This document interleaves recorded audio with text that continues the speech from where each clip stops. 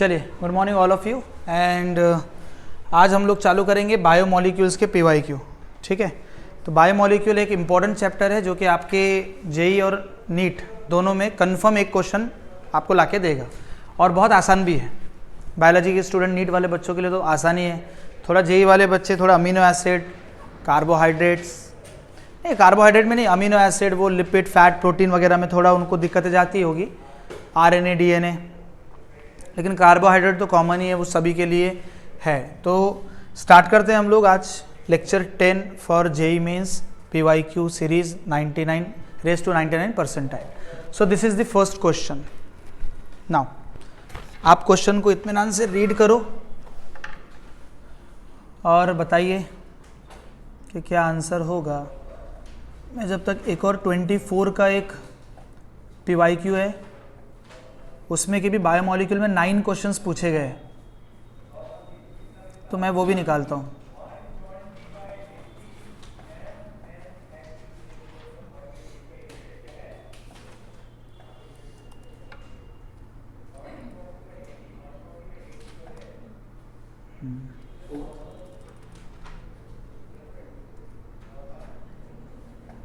चलिए, क्वेश्चन क्या है बोलो।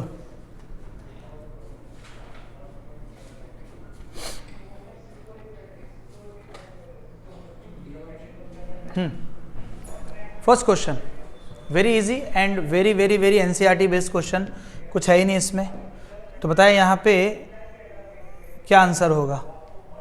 Glucose does not react with which of the following, तो ऑब्वियसली वो करता है, HCN के साथ भी करता है, ग्लूकोज आइनोहाइड्रेट बनाता है, Br2 वाटर के साथ भी करता है, सैक्रिक एसिड और ग्लूकोनिक एसिड, एक Br2 के साथ रिएक्शन करो तो एक HNO3 के साथ रिएक्ट करो, तो Br2 के साथ अगर करोगे तो सैक्रिक एसिड और HNO3 के साथ ग्लूकोनिक एसिड, दोनों ही CH और CH2OH ग्रुप COH में कन्वर्ट हो जाएंगे। ठीक है ना। तो बाइकार्बोनेट टेस्ट ग्लूकोज नहीं देता और यही उसका लिमिटेशन भी है। अगर आपको याद होगा कि वो सोडियम बाइसल्फाइड के साथ रिएक्ट नहीं करता जो कि उनकी एक्सपेक्टेशन होती है। So D is the correct answer. So next question पे मूव करते हैं। मैंने सुनो इसमें कम क्वेश्चन से लेके आया, उसके रीज़न ये है काफ़ी सारे क्वेश्चन रिपीटेड थे, सिमिलर टाइप क्वेश्चन थे, तो फिर मैंने उनको क्या किया, स्किप किया। ठीक है, चलिए next. Hydrolysis of protein gives, क्या बोलते हो, अल्फा अमीनो एसिड क्या देता है, क्योंकि आपको पता है कि RCHNH2COOH this is your alpha amino acid. जब अल्फा अमीनो एसिड का जो प्रोटीन में है, प्रोटीन का बैकबोन क्या है, अल्फा अमीनो एसिड का बना हुआ है। So D is the answer again. So what is the which of the following represent sulphapyridine. By the way ये आपका ना केमिस्ट्री इन एवरीडे लाइफ का क्वेश्चन है, बट मैं आपको बता देता हूँ इसका आंसर बी। क्या आंसर है, तो ये पिरिडीन की रिंग आपको दिख रही है यहाँ पे, ये पाइपिरिडीन है, ये तो हो नहीं सकता, इसमें पिरिडीन है ही नहीं, उसमें पिरिडीन है ही नहीं, तो लॉजिकली आंसर क्या है। देखो ये मैंने जानबूझ के क्वेश्चन डाला, बोलो क्यों डाला, क्यों डाला, लॉजिक। भाई नहीं पता तुमको, लेकिन इतना तो पता है कि यार पिरिडीन यही है, उसके अलावा कोई और स्ट्रक्चर नजर नहीं आ रहा। ठीक है ना। चलिए, fructose reduce Tollens reagent due to primary alcoholic group, secondary alcoholic group, enolisation of fructose follow by conversion of aldehyde by base. C is the answer. Asymmetric carbon atom तो कोई सेंस ही नहीं बन रहा। तो मैंने आपको बताया था, अगर आपको याद होगा, कि फ्रुक्टोज और ग्लूकोज में ये C डबल बॉन्ड OH है और ये आपका OH। ठीक है, बराबर है, ये आपका ग्लूकोज है। तो मैंने आपको बताया था कि अगर आप बेस इसमें ऐड करोगे तो ये इनोलाइजेशन हो जाएगा, बराबर है ना, होगा कि नहीं होगा, नहीं ये हाइड्रोजन नहीं जाएगा उसमें, वो ये हाइड्रोजन नहीं, ये वाला हाइड्रोजन जाएगा। देखो ये हाइड्रोजन गया इधर, ये गया इधर, तो बोलो क्या बनेगा, डबल बॉन्ड हो गया, ये होगा कि नहीं होगा, और ये C और ये OH और ये H और ये क्या हो जाएगा, OH होगा ना। अब नेक्स्ट स्टेप में क्या होगा, फिर टॉटोमेरिज्म होगा, तो ये कार्बन और ये CH2OH हो गया और ये डबल बॉन्ड O और ये नीचे, तो ये क्या हो गया, फ्रुक्टोज। क्या हो गया, ये फ्रुक्टोज, और ये क्या हो गया, ग्लूकोज। अगर आपको याद होगा तो मैंने जब वो जेई एडवांस की सीरीज करवा रहा था तो उसमें भी सिमिलर टाइप का क्वेश्चन था, तो मैंने इनिडायोल बनता है उसमें बेस डालने के बाद। So C is the answer. Now glucose plus what gives the sucrose? Fructose is the answer. क्या हम लोग उसका स्ट्रक्चर भी बनाते चले तो थोड़ा हम लोगों को रिवाइज हो जाएगा? बताओ फ्रुक्टोज का structure, I am sorry, sucrose का स्ट्रक्चर क्या बनेगा? Tell me what is the structure of sucrose? तो मैंने आपको बताया था कि एक पेंटेन रिंग होंगी, पहले ग्लूकोज बना लो। So this is your glucose. मैंने आपको बताया था कि ग्लूकोज बनाने के 3 काम करने हैं। सबसे पहले आप रिंग बना लो, रिंग के बाद आप वर्टिकल बॉन्ड बना लो, दूसरा काम, और तीसरा काम बेटा क्या होगा, CH2OH हो जाएगा। अब मैंने आपको बताई थी कि अल्फा अगर ग्लूकोज है और बीटा ग्लूकोज है तो अल्फा ग्लूकोज के लिए प्लस प्लस माइनस माइनस, बराबर है, plus plus minus minus, plus मतलब नीचे, माइनस मतलब ऊपर। ये मेरे मेथड है, प्लस मतलब नीचे, माइनस मतलब ऊपर। तो आप जरा मुझे बताओ ये अल्फा ग्लूकोज है या बीटा ग्लूकोज होगा? अल्फा ग्लूकोज ही होगा। तो ये अल्फा ग्लूकोज है तो बोलो प्लस प्लस माइनस प्लस, बराबर है, माइनस प्लस। तो ये आपका हो गया हाइड्रोजन के साथ, ये अल्फा ग्लूकोज हो गया। फिर आप बनाओगे फ्रुक्टोफ्यूरेनोज, फ्रुक्टोफ्यूरेनोज तो वो माइनस होता है, याद है? अल्फा फ्रुक्टोज क्या होता है, माइनस प्लस माइनस। अल्फा क्या होगा, प्लस माइनस प्लस, और बीटा फ्रुक्टोज क्या होगा, माइनस माइनस प्लस, बराबर है? यही है ना, तो कुछ और है? यही है। तो अब मुझे बताओ ये माइनस हो गया बीटा, माइनस बोलो ना, माइनस प्लस, बाकी क्या आएगा, ये CH2OH आएगा, और यहाँ पे क्या आ जाएगा बेटा, तो आप बोलो ये OH और यहाँ का H ये निकल जाएगा। सो क्या यही आपका फ्रुक्टोज का स्ट्रक्चर बन जाएगा? बनेगा कि नहीं बनेगा? बोलो ना, बोलो, इसी टाइप में बन जाएगा, और आपका HOH आप करेस्पॉन्डिंग में लगा सकते हो, ठीक है ना। Which among the following act as a vitamin? Vitamin vitamin क्या बोलते हो, कौन सा विटामिन है? Ascorbic acid is the answer. Ascorbic acid vitamin, ठीक है ना। कहाँ पे होता है ये? लेमन्स में होता है, विटामिन सी, ऑरेंज वगैरह में एस्कॉर्बिक एसिड्स होते हैं, ठीक है ना। तो ये याद रखना। DNA consists of 2 polynucleotide chain, each contain form right-handed spiral. How many base in one? Very good. Bio का आंसर है, इसीलिए 10 पट से आ गया। तुम लोग याद रखना चाहिए वालों। वो एक जो पूरा वो जो स्पाइरल कर्व होता है ना उसमें 10 पेयर्स होते हैं। कितने होते हैं? 10 पेयर्स होते हैं, याद रखना, लॉजिकल आंसर है, ठीक है। हमने पढ़ा था ये वॉटसन क्रिक मॉडल बहुत डिटेल में। Now when glucose react with the bromine water the main product is saccharic acid. जरा मुझे वो स्ट्रक्चर बता दो। ये ग्लूकोज है, ये OH, ये H, कितने बार?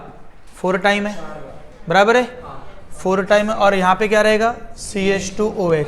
आपने अगर यहाँ पे ब्रोमीन वाटर के साथ इसको रिएक्ट किया तो ये सिर्फ CHO ग्रुप काय में जाएगा? एसिड में जाएगा, जाएगा ना।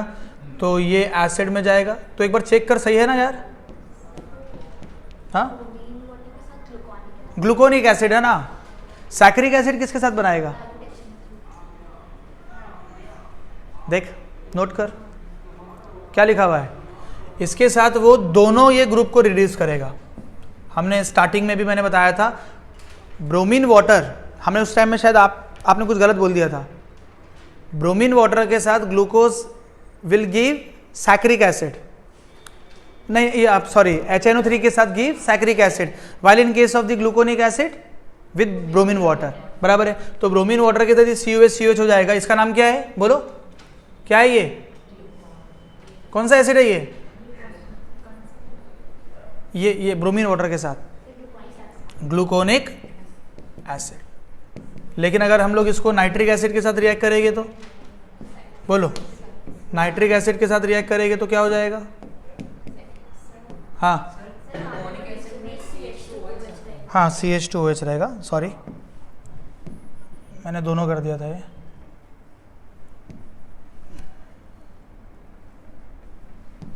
CH2OH, और यहाँ पे अब वो दोनों COH में कन्वर्ट हो जाएंगे, बराबर है। तो इसका नाम है सैक्रिक एसिड।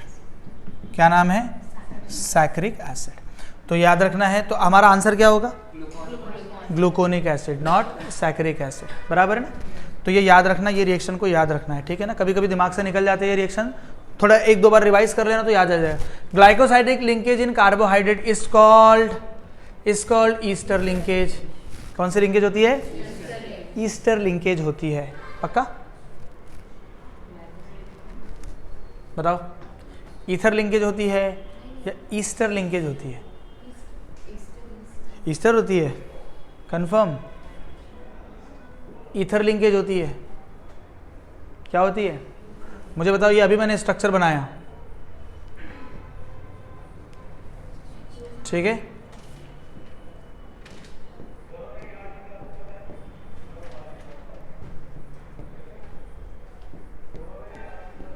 कहाँ दिख रहा तुमको ईस्टर? इसमें ईस्टर है या ईथर है?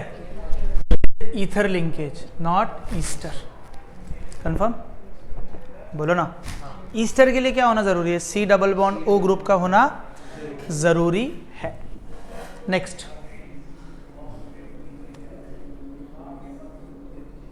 बोलो। द करेक्ट रिप्रेजेंटेशन ऑफ क्या है? न्यूक्लियोटाइड।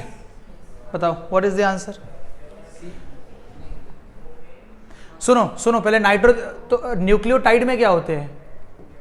न्यूक्लियोटाइड में क्या होते हैं? एक फॉस्फेट ग्रुप होता है,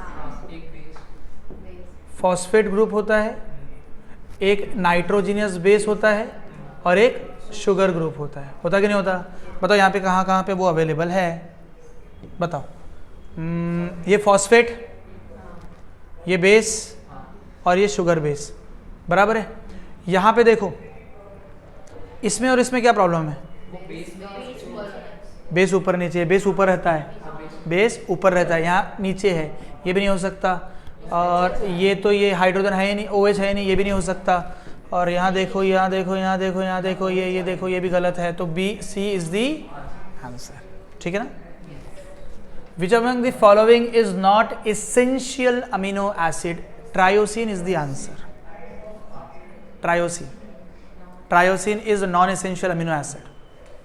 Essential amino acids क्या होते हैं? जो बॉडी के अंदर ऑलरेडी प्रेजेंट है, मिले या ना मिले बाहर से ज़रूरत नहीं है। लेकिन सॉरी, एसेंशियल नॉन एसेंशियल की बात कर रहा हूँ। क्या हो गया आज मुझे? लाहौल वाला को होते हैं। नॉन एसेंशियल अमीनो एसिड क्या होते हैं?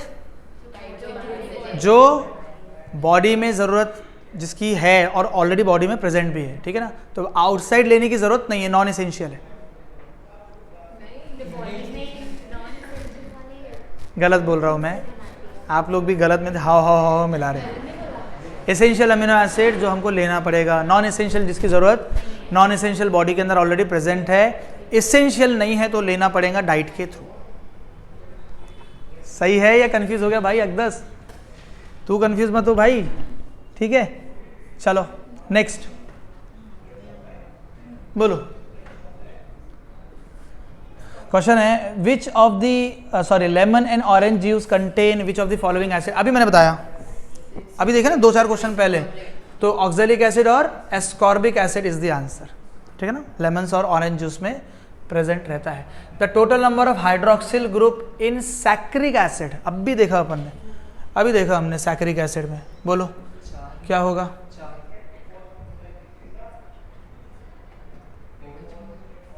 बोलो सैक्रिक एसिड OH ग्रुप कितने हैं? 4। 4 is the answer.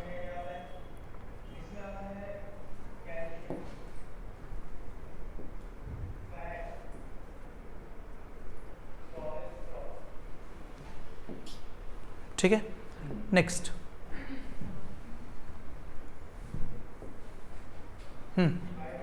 Identify the correct set of monosaccharide present in sucrose.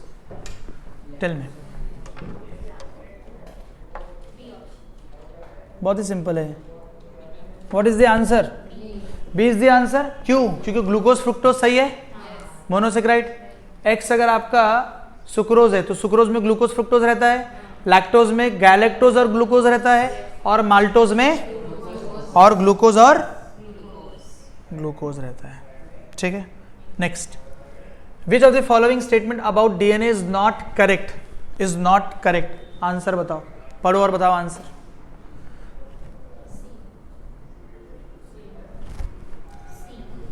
Q C देखो नहीं जमा पढ़ना।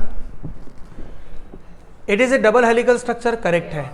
Adenine form hydrogen bond with thymine, AT होता है और GC होता है, बराबर है। AT डबल बॉन्ड के साथ और GC ट्रिपल बॉन्ड के साथ। ये सारे सारे हाइड्रोजन बॉन्ड होते हैं, डायरेक्ट नॉर्मल बॉन्ड नहीं होते, हाइड्रोजन बॉन्ड होते हैं। ये भी सही है। The two strand DNA molecule are not complementary to each other, गलत। वो कॉम्प्लीमेंट नहीं करेंगे तो गाड़ी कैसे चलेगी? क्या हम लोग ऐसा बोल सकते हैं कि दोनों ट्रेन की जो पटरियां होती है they are complementary to each other ना? या एक ऐसी होती है एक ऐसी भाग रही है? बोलना यार। तो जो ट्रेन की पटरी है वो हेलिकली स्ट्रक्चर, उसी तरीके से आप याद रखो, बराबर एक दूसरे को कॉम्प्लीमेंट्री करते हैं ना। अगर ये 0.1 डिग्री से डेविएट होगा तो ये भी 0.1 से होगा, अगर ये 1 डिग्री से होगा तो ये भी 1 डिग्री से होगा, तो they are complementing to each other. तो DNA के दोनों स्ट्रैंड एक दूसरे को कॉम्प्लीमेंट करते हैं। 5 स्ट्रैंड 3 स्ट्रैंड पढ़ाऊंगा डिटेल में। It contain the pentose sugar 2 deoxyribose sugar, ये भी सही बात है। तो what is the answer? C is the incorrect answer. चलो, which of the following enzyme convert the protein into amino acid? Bio related questions है, ये आते हैं बेटा, हाँ एक एक क्वेश्चन आते हैं। बोलो।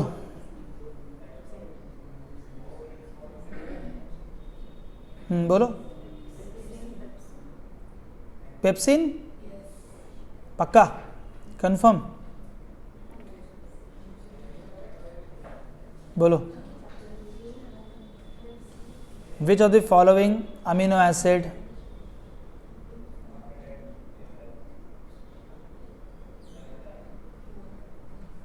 बोलिए जल्दी।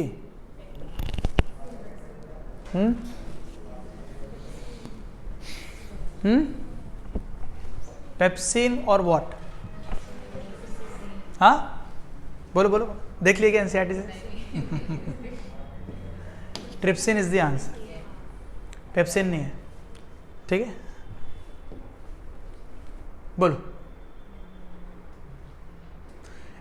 एस्कॉर्बिक एसिड आंवला में रहेगा, ठीक है। लॉजिकल है, अगर दिमाग में नहीं आ रहा तो लॉजिक से बना लो। तो A का तो 4 ही बनेगा, तो ये इसमें से दोनों में से एक आंसर हो सकता। आप बताओ।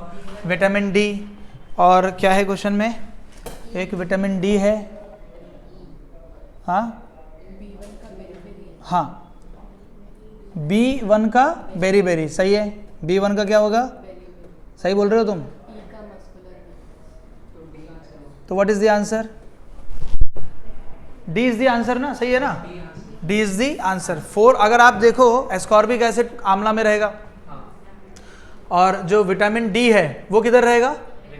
बोलो। रिकेट्स में रहेगा। और विटामिन B1 किस में रहेगा? बेरी बेरी में रहेगा। और विटामिन E किस में रहेगा? मस्क्यूलर। हाँ अच्छा, लगेगा जो भी है ना यार, लगेगा, ये लगेगा, लगने के लिए है, डिफिशियंसी उसकी, ठीक है ना। विच of the following structure of lactose? Lactose lactose तो लैक्टोज में क्या होता है? अल्फा डी ग्लूकोपाइरेनोज और बीटा डी गैलेक्टोपाइरेनोज। देखो ना, लिस्ट लिखा के दिया था ना मैंने, वो डाइसेक्राइड निकालो, डाइसेक्राइड निकालो, डाइसेक्राइड, डाइसेक्राइड्स निकालो।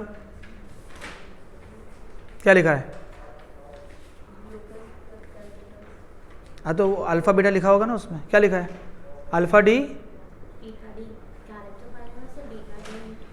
हाँ अल्फा नहीं है ना उसमें, हाँ बीटा।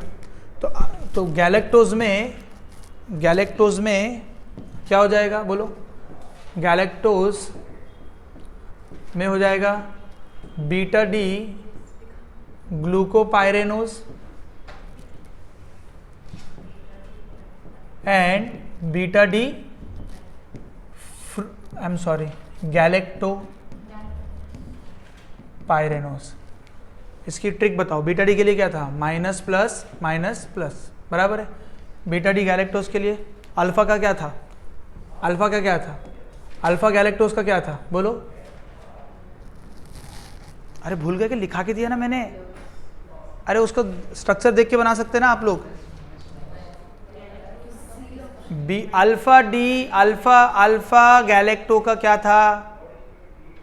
लिखा हुआ है ना बेटा, वो क्या लिखा हुआ तो है तुम्हारे बाजू में, ये क्या है लिखा हुआ?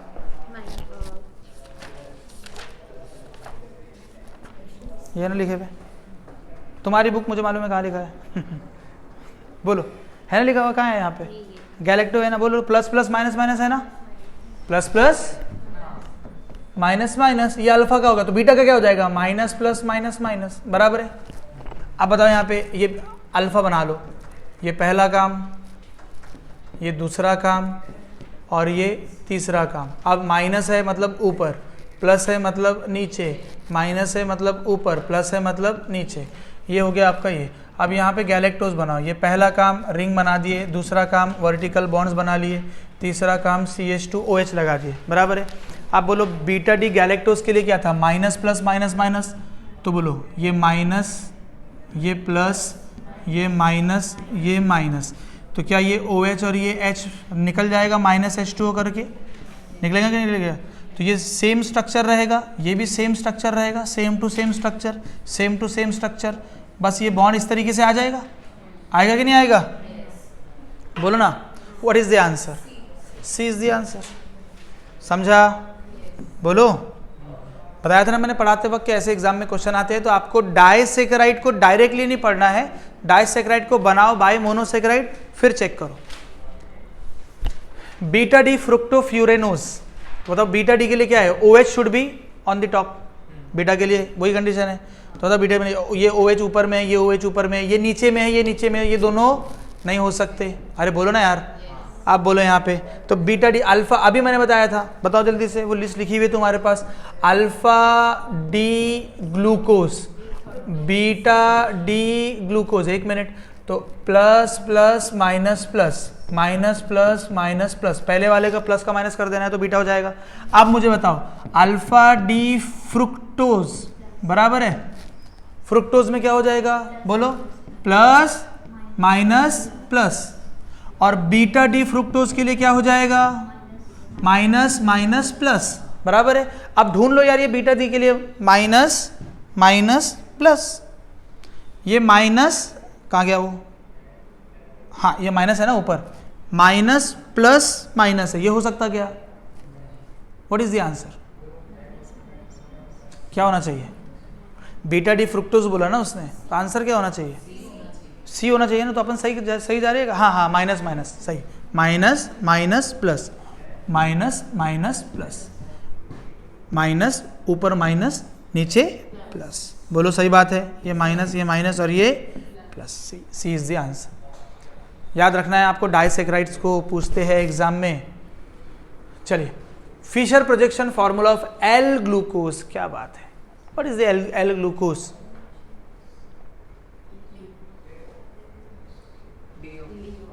ए कैसे होगा? डी होगा ना, उसका मिरर इमेज बना लो तो एल बन जाएगा। ये आपका व्याला है ना,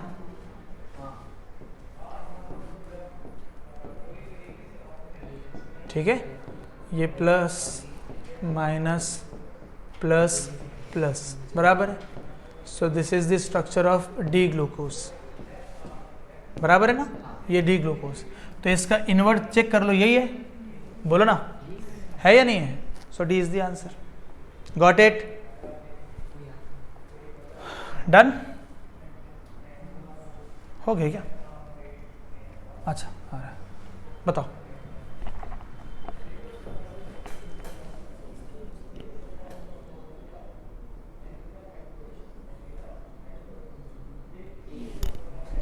Which of the following statement is incorrect about glycogen? It is straight chain polymer similar to amylose. गलत, it is a branch chain. And also आपको याद होगा मैंने नोट्स में लिखा के दिया था कि ग्लाइकोजन का जो स्ट्रक्चर है it is very similar to amylopectin. Glycogen is a animal starch, ठीक है ना? So what is the answer? A is the answer. पढ़ो दूसरा क्वेश्चन, आ गया क्या? यही है, ये हो गया ना? चलो बताओ।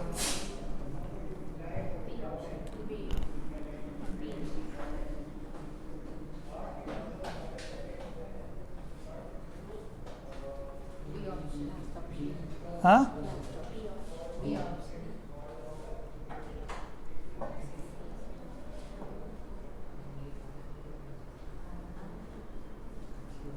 चलिए बताइए। हाँ, क्या क्वेश्चन है? विच of the following statement not true about RNA, it control the synthesis of protein, बराबर है? नॉट करेक्ट बोला ना उसने। It control the protein synthesis, ये तो सही है। It has always double standard alpha helical structure, it is usually does not replicate, it is present in nucleus of the, तो व्हाट इज द आंसर? बोलो, D या B? B ना, B, B is the answer. वो single strand होता है, ठीक है ना। बोलो, number of stereo centre present in linear and cyclic structure of glucose, क्या आंसर होगा?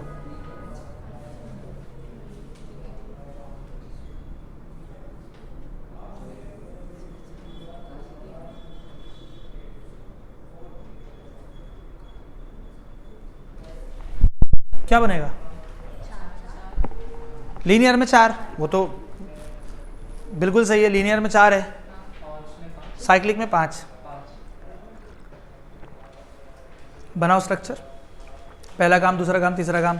तो आप देखो ना, ये वाला फर्स्ट वाला कार्बन भी कायरल, सेकंड वाला भी कायरल, थर्ड वाला भी कायरल, फोर्थ वाला भी कायरल, और जिस पे CH2H लगा हुआ है वो भी कायरल। चेक कर लो।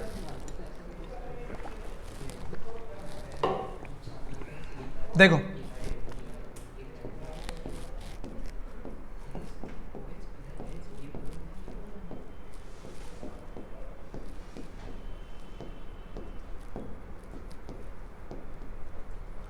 तो ये भी कायरल है, ये भी कायरल है, ये भी कायरल है, और ये भी कायरल। तो लीनियर में कितने हैं? 4 कायरल कार्बन है। लेकिन अगर वही साइक्लिक में आ जाए, आपको बात मालूम है कि 5वें नंबर का कार्बन अटैक करेगा ये CHO पे, याद है ना, ये होगा, तो ये इसी तरीके का मॉलिक्यूल बन जाएगा, तो प्लस प्लस माइनस प्लस, और ये CH2OH यहाँ रहेगा, तो ये भी H H H H H। Now tell me, बोलो, ये भी कायरल, ये दूसरा, ये तीसरा, ये चौथा, और ये 5। सो तो साइक्लिक में कितने हैं? 5। तो what is the answer? 4 and 5 is the answer. 4 and 5 is the answer, ठीक है। चलो, अमाइलोपेक्टिन इज कंपोज्ड ऑफ, बहुत सिंपल है। देखो, अमाइलोज होता है जिसमें लीनियर ही होता है, 1,4 1,4 1,4, लेकिन अमाइलोपेक्टिन में 1,4 भी नहीं 1,4 भी होती है और 1,6 भी होती है। तो what is the answer? 1,4 and 1,6 दोनों होंगी इसमें, लेकिन वो बीटा डी ग्लूकोज की होती है या अल्फा की होती है? अल्फा ग्लूकोज की। किसकी होती है? आपको पता है या नहीं है? पता ना, ये बना के बताओ स्ट्रक्चर, बिल्कुल ज़रूरत नहीं है, ठीक है। तो अमाइलोपेक्टिन में ये आपका इस तरीके का ग्लूकोज का स्ट्रक्चर बना होता है, लेकिन उसमें अल्फा ग्लूकोज होता है। कौन सा? अल्फा ग्लूकोज होता है अमाइलोपेक्टिन में, ठीक है ना। तो बोलो, ये ऐसा ऐसा जाएगा, ये ऐसा ऐसा इन, और ये O और इसका ये CH2 के साथ जुड़ जाएगा, बोलो, और यहाँ पे भी ऐसा ऐसा आ जाएगा। मैं पूरे स्ट्रक्चर नहीं बना सकता, टाइम चले जाएगा। आपको समझ में आ गया ना? ये इस तरीके से पूरा के पूरा वो चलते जाएगा। तो इसमें 1,4, ये 1,4 होती है और ये 1,6 लिंकेज होती है। तो what is the answer? D, alpha D glucose C1 C4 और C1 C6 is the answer. Which of the following statement is not true about sucrose? It is also named as a invert sugar. सही बात है, invert sugar के नाम से उसको जानते हैं, ये भी सही बात है। The glycosidic linkage is present between C1 of alpha glucose and C1 of beta fructose. गलत, C2 रहता है वो, बिल्कुल सही बात है। It is a non-reducing sugar, ये सही बात है। वो C2 रहता ना बेटा, वो नीचे से नंबरिंग होती 1 2, फिर ऐसे ऐसा जाता है ना। ये बोलो, on hydrolysis it produce glucose and fructose. What is the incorrect statement? तो ये गलत है, और ये भी सही है, ये भी सही है, तो अपना आंसर क्या हो जाएगा? B is the answer. Fructose and galactose can be distinguished by Seliwanoff test, पढ़ाया था मैंने। सेरेविनॉफ टेस्ट, परफरिल टेस्ट, आपने फुरफुरिल पढ़ा था उसको बताओ।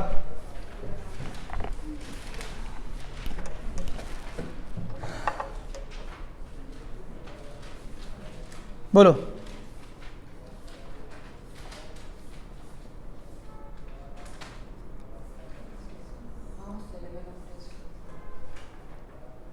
ठीक है, बोलो। तो क्या आंसर हो गया? हाँ, तो आंसर क्या है? ठीक है ना? वो नोट है क्या तो किसी के पास? बता। हाँ, बताया था ना मैंने। ये मॉलिस टेस्ट, कोलोडियन, ये फुरफुरिल टेस्ट, सेरिविनॉफ टेस्ट। इसमें अपन ने सेरिविनॉफ टेस्ट में क्या किया था? इधर देखो, सेरिविनॉफ टेस्ट में हमने अल्डोज लिया था। अल्डोज में हमने रिसोर्सिनॉल ऐड किया था। क्या ऐड किया था? रिसोर्सिनॉल। और रिसोर्सिनॉल के साथ साथ में डाइल्यूट HCl भी ऐड किया था, तो उसने नो कलर दिया था। ठीक है ना, नो कलरेशन। और अगर हमने कीटोज लिया है ना, कीटोज में सेम टू सेम चीज़ डाली तो वो रेड ब्राउन पीपीटी देगा। तो इसका मतलब अल्डोज वाला करेगा और कीटोज वाला नहीं करेगा। और इसी को हमने कौन सा टेस्ट दिया? सेलिविनॉफ टेस्ट दिया है। पिनॉफ टेस्ट में हमने क्या किया था? देखो, फुरफुरिल टेस्ट में भी हम लोगों ने किया कि अल्डोज और नेप्थॉल, अल्फा नेप्थॉल, अल्कोहलिक नेप्थॉल लेते हैं कंसंट्रेट HCl के साथ। बोलो। तो ये सेलिविनॉफ टेस्ट हो गया।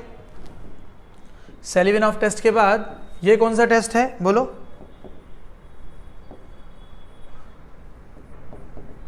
तो जो ऑनलाइन बच्चे देख रहे थोड़ा उनका फायदा हो जाएगा। हमने अल्डोज लिया था। अल्डोज में हम लोगों ने क्या डाला? बोलो। अल्कोहलिक नेप्थॉल। ठीक है ना? और कंसंट्रेटेड HCl ऐड किया था। तो कोई कलर नहीं मिलता। लेकिन अगर वही कीटोज होगा, कौन सा होगा? Ketose, same to same condition आएंगी तो पर्पल कलर का आपको एक पर्पल और वॉयलेट कलर आपको मिलेगा। इसका मतलब ये भी फुरफुरिल टेस्ट आपको क्या करेगा? अल्डोज और कीटोज में। इसका मतलब ग्लूकोज और फ्रुक्टोज को डिस्टिंग्विश करेगा। उसके बाद हमने एक और देखा था, मॉलिस टेस्ट। कौन सा टेस्ट था? मॉलिस टेस्ट, है ना? तो मॉलिस टेस्ट में मैंने क्या पढ़ाया था आपको? बहुत ही सिंपल था। ये कार्बोहाइड्रेट को डिटेक्ट करता है, वेदर इट इज अल्डोज और कीटोज। आप कुछ नहीं, आप एक टेस्ट ट्यूब लोगे, उस पर्टिकुलर टेस्ट ट्यूब में आप एक ऐड करोगे 3 ड्रॉप्स ऑफ 1% ऑफ अल्फा नेप्थॉल। सिखाया था ना मैंने? ये सेकेंड स्टेप था। फर्स्ट स्टेप क्या था? एक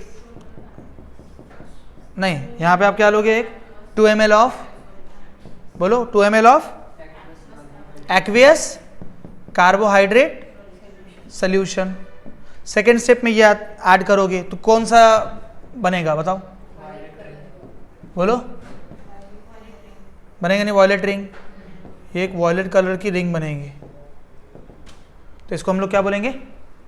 मॉलिस टेस्ट। तो मॉलिस टेस्ट आपका कार्बोहाइड्रेट डिटेक्ट करता है। क्या डिटेक्ट करता है?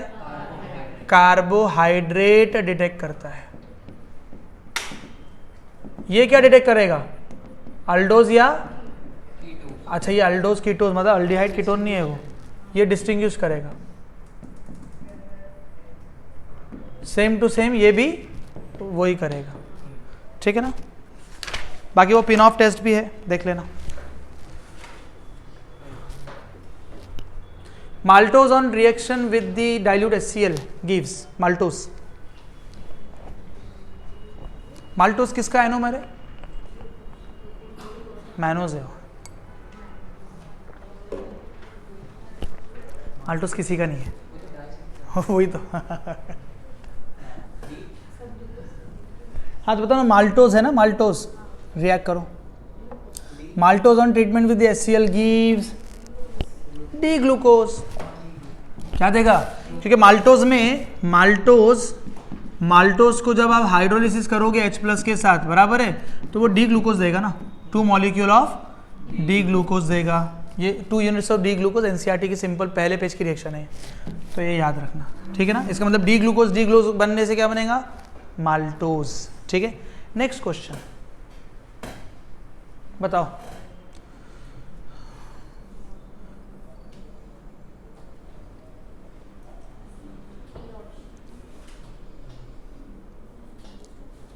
आरएनए में क्या पूछा गया है, among the following compound which one is found in RNA. पहला वाला जो है वो यूरेसिल है, पहला क्या है, दूसरे वाला क्या है, थाइमीन है, दूसरे वाला क्या है, थाइमीन बी वाला, तीसरे वाला क्या है, साइटोसिन, और चौथे वाला कोई नहीं है, उसका डेरिवेटिव है pyrimidine base but derivative of the uracil. तो आप मुझे बताओ, उसने आरएनए में पूछा है, तो आरएनए में क्या प्रेजेंट होता है, यूरेसिल प्रेजेंट होता है। तो पहले वाला नाम क्या है बोलो, हम लिख लेते कि कहाँ कहाँ पे कौन, ये क्या है, यूरेसिल है, ये क्या है, थाइमीन है, ये क्या है, साइटोसिन है, और ये क्या है, डेरिवेटिव है, डेरिवेटिव ऑफ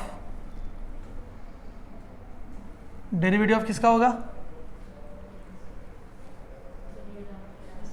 नहीं यूरेसिल का, हाँ यूरेसिल का ही होगा ना, ये क्या है ना, बराबर है ना, इसका ही डेरिवेटिव है ये। तो यूरेसिल सिर्फ कहाँ पे होता है, आरएनए ओनली, हाँ, और ये थाइमीन डीएनए में होता है, और साइटोसिन बोथ दोनों में होगा कि नहीं होगा, आरएनए और डीएनए दोनों में ही होता है। ये तो छोड़ दो, नहीं ओनली बोला ना उसने, which are the following compound which one is found in RNA, कौन सा रहेगा, ठीक है, बोलो। चलो नेक्स्ट क्वेश्चन पे आते हैं हम लोग। नेक्स्ट क्वेश्चन क्या, इसको आंसर मन में टिक किएगा। चलो, which among the following test can not be use for identifying amino acid, Barfoed test, ninhydrin test, xanthoproteic test और ब्यूरेट टेस्ट। ये तो तीनों की तीनों टेस्ट अपने इसी के हैं, ए वाला नहीं है, ए इज द आंसर, ये टेस्ट को यूज नहीं करते हैं, ठीक है ना।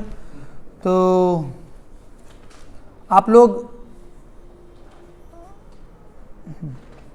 ठीक है, और क्या था भाई,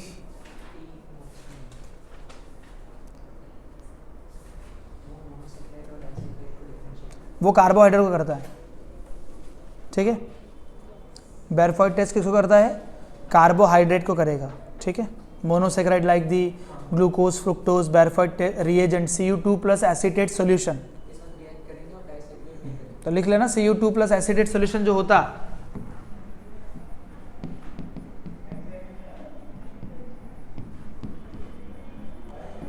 ये बैरफॉइट टेस्ट है जो कि आपके, बोलो, CHO को काय में कन्वर्ट करेगा, CHO को काय में कन्वर्ट करेगा, COOH में कन्वर्ट करेगा, ग्लूकोज के।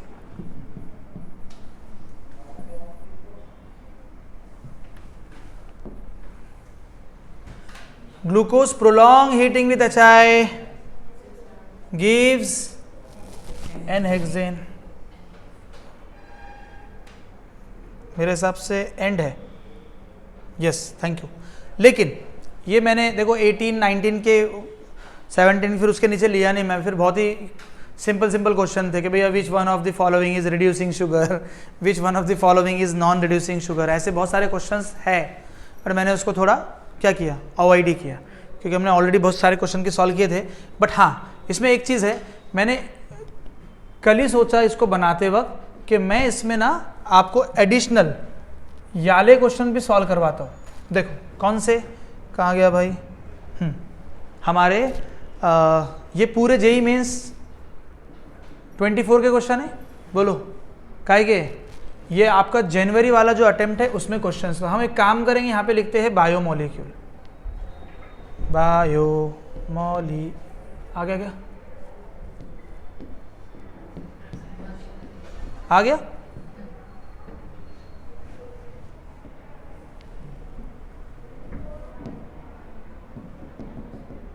चलो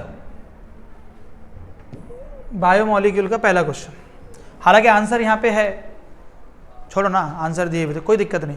तो हमने 24 के 9 क्वेश्चन पूछे गए बायोमोलिक्यूल में, कितने, जनवरी अटेम्प्ट में 9 क्वेश्चन, वो 9 क्वेश्चन अभी कवर कर लेते हैं हम लोग। बोलो क्या बोलते हो, the which which of the following, क्या वीडियो में क्लियर आ रहा है? ये वाइट बैकग्राउंड है तो आ रहा है ना, आ रहा है, ठीक है। विच of the following protein remain intact with coagulation of egg white on boiling, क्योंकि मुझे यहां से देखने में डिफिकल्टी हो रही है इसीलिए बोल रहा हूँ, आप पढ़ो थोड़ा। तो आंसर क्या है? Primary structure. प्राइमरी स्ट्रक्चर ही क्या होता है भैया, बोलो? इंटैक्ट रहता है, क्योंकि वो अपना आइडेंटिटी को लूज नहीं करेगा, ठीक है ना। दूसरा हम लोग देखते हैं,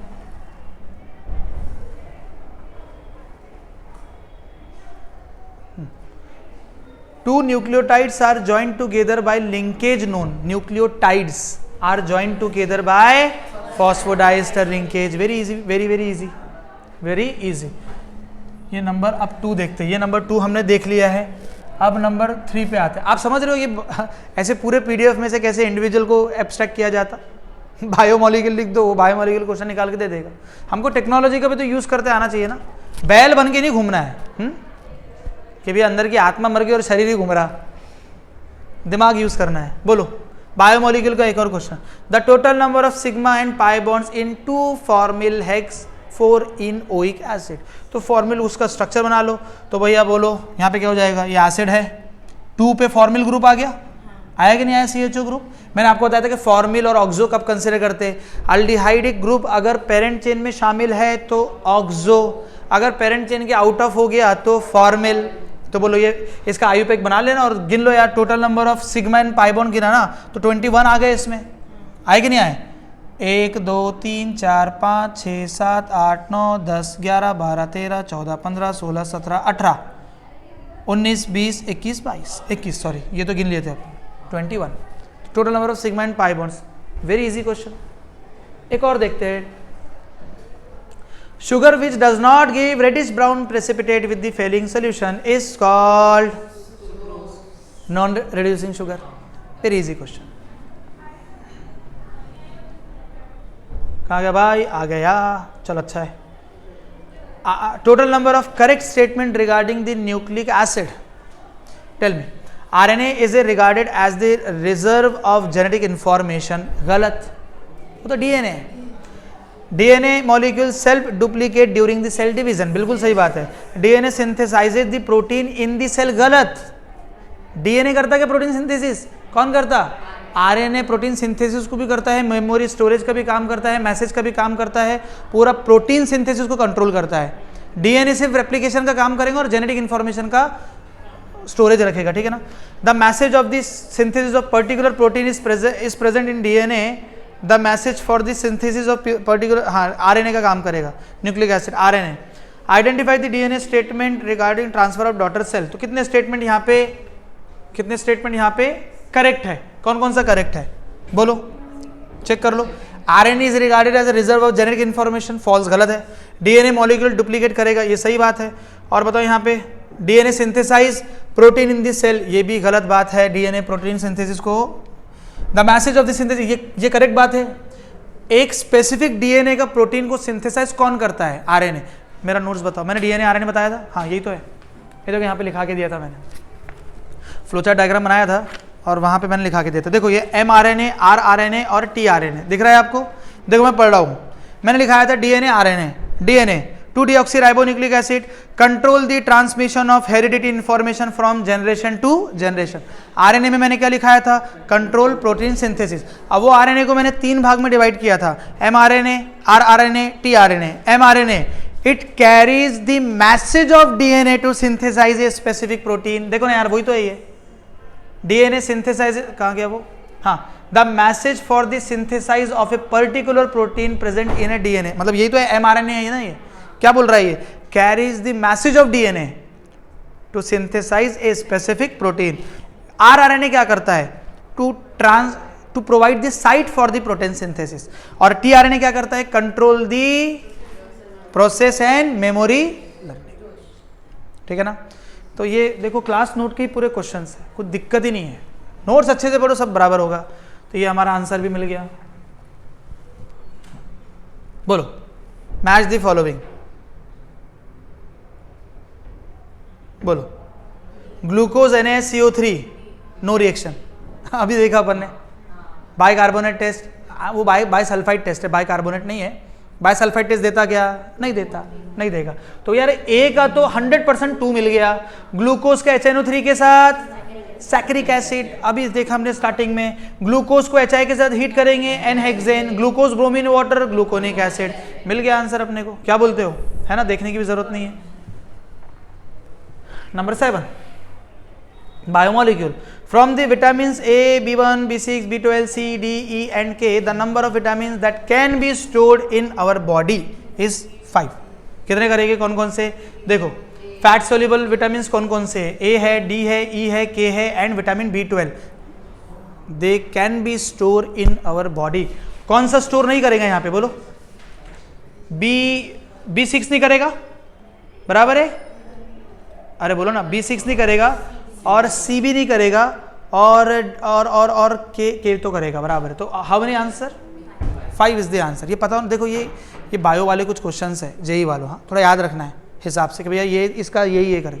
अपने को डॉक्टर नहीं बनना है, उतना ही पता होना चाहिए जितना अपने को परसेंटाइल के लिए ज़रूरी है, ठीक है। नीट वालों को डॉक्टर बनना है, उनको तो और डिटेल में जाना पड़ेगा। If one strand of DNA has the sequence of AT, GC, TT, CA sequence, the basis of the complementary strand is। इसका आंसर तो 2 सेकेंड आ रहा है, क्योंकि बोलो A का क्या आएगा, T का क्या आएगा, G का क्या आएगा, C का क्या आएगा, खत्म। हाँ, last question. The number of क्या है ये? Tripeptide form by the three different amino acid using each of the amino is 1। तो देखो बहुत सिंपल है, 6 is the answer। let 3 different amino acid A, B, C then the following combination of tripeptide can be formed। तो ABC बन सकता, सुनो ना, combination देख लेना उसके कितने बनेंगे। ABC बनेगा, ACB बनेगा, BAC बनेगा, BCA बनेगा, CAB बनेगा और CBA बनेगा। अलग अलग कॉम्बिनेशन बना लो, वो ताश के पत्तों जैसे कॉम्बिनेशन अलग अलग बना, ये इसका ये इसका ये इसका, इस तरीके से आप बना सकते। ईमानदारी से बोलो यार, ये 24 में जो बायोमोलिक्यूल के क्वेश्चन पूछे गए, क्या इससे पहले जो हमने सॉल्व किए उससे आसान है? इसलिए मैं पहले वाले क्वेश्चंस करवा रहा हूँ। 24, 23 के आसान क्वेश्चन है ना। मैंने इसीलिए आपको स्टार्टिंग में बोला कि मैं आपको 19, 18, 20, 17 ये वाले थोड़े क्वेश्चंस करवाऊंगा, क्योंकि इसी के पैटर्न पे एग्ज़ाम आपका आने वाला है। तो यहाँ पे हमने 9 क्वेश्चन कवर किए, इससे पहले हमने तकरीबन 35-40 के आसपास वो क्वेश्चंस कवर किए, तो अराउंड 50+ हमने क्वेश्चंस यहाँ पे कवर कर लिए बायोमोलिक्यूल के। और मैंने काफ़ी सारे क्वेश्चन को स्किप कर दिया, बिकॉज वो पूरे के पूरे क्या थे, रिपीटेड क्वेश्चन थे। आपको सुनो, बायोमोलिक्यूल में क्या याद रखना पड़ेगा सारे बच्चे, नीट और जेई वालों, कन्फर्म क्वेश्चन है, 4 मार्क, 100% कन्फर्म है। आपको बायोमोलिक्यूल में ना ज़्यादा ध्यान देना पड़ेगा वो लिपिड्स, हार्मोन्स, फैट्स, कौन से वाटर सोल्यूबल है, कौन से फैट सोल्यूबल है, विटामिन्स के बारे में, DNA, RNA, थोड़ा इस पे ध्यान दे देना। कार्बोहाइड्रेट तो इजी बना के रख दिया था मैंने आपके सामने, इसमें थोड़ा थ्योरी ज़्यादा है।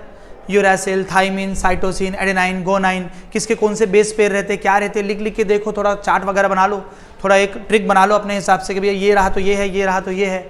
हर चीज़ें तुम टीचरों से उम्मीद मत किया करो, खुद अपना दिमाग भी लगा के खुद की ट्रिक बना लिया करो। कार्बोहाइड्रेट तो आसानी है, मैंने जितना कार्बोहाइड्रेट पढ़ाया उतना पढ़ लो। NCERT से पूरा के पूरा आपका lipid, fat, protein, amino acids थोड़ा डिटेल में जाके पढ़ लो, लाइन टू लाइन पढ़ लो तो होगा।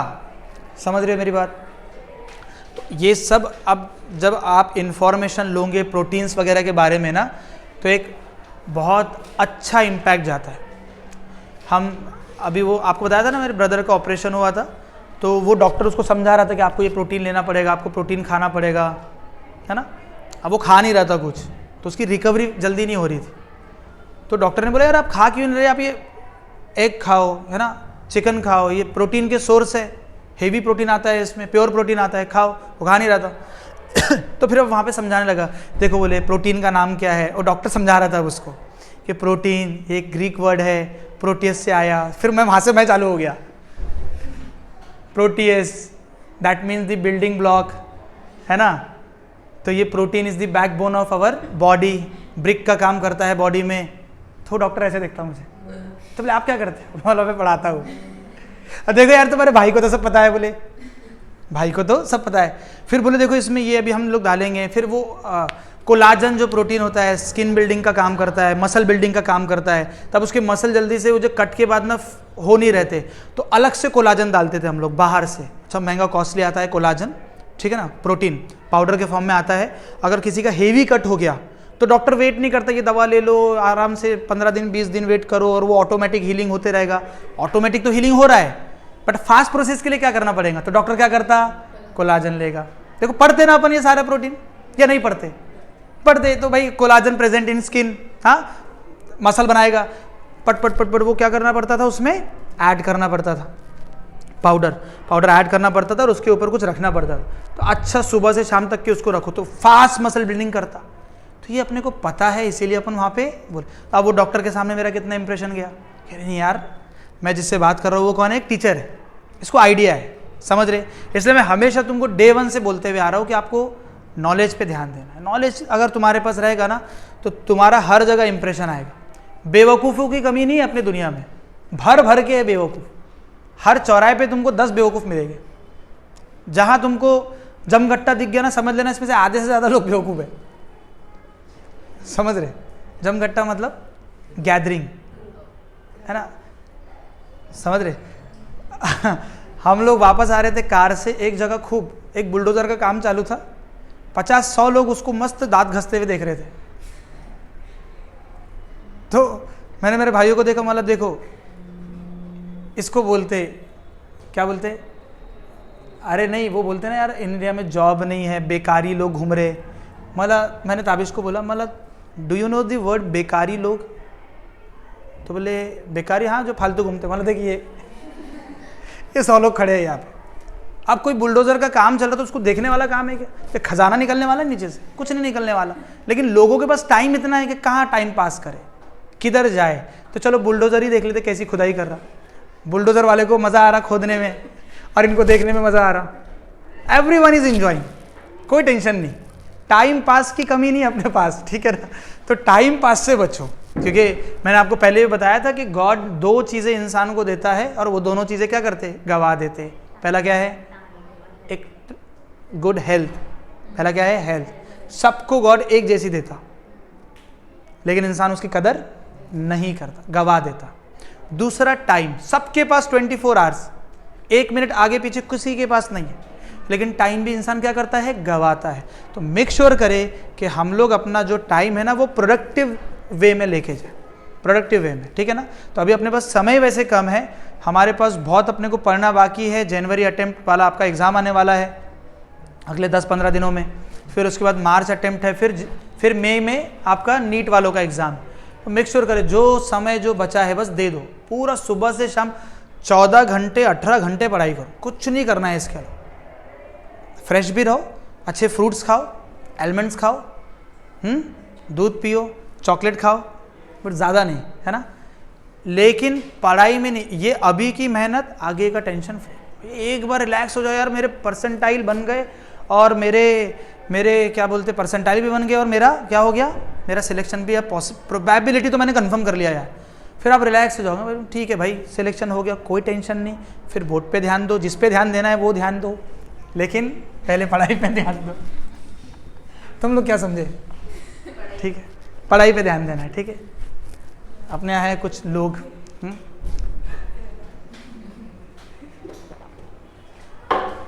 तो थैंक यू सो मच। कल मिलते हैं इनऑर्गेनिक के साथ। जय हिंद।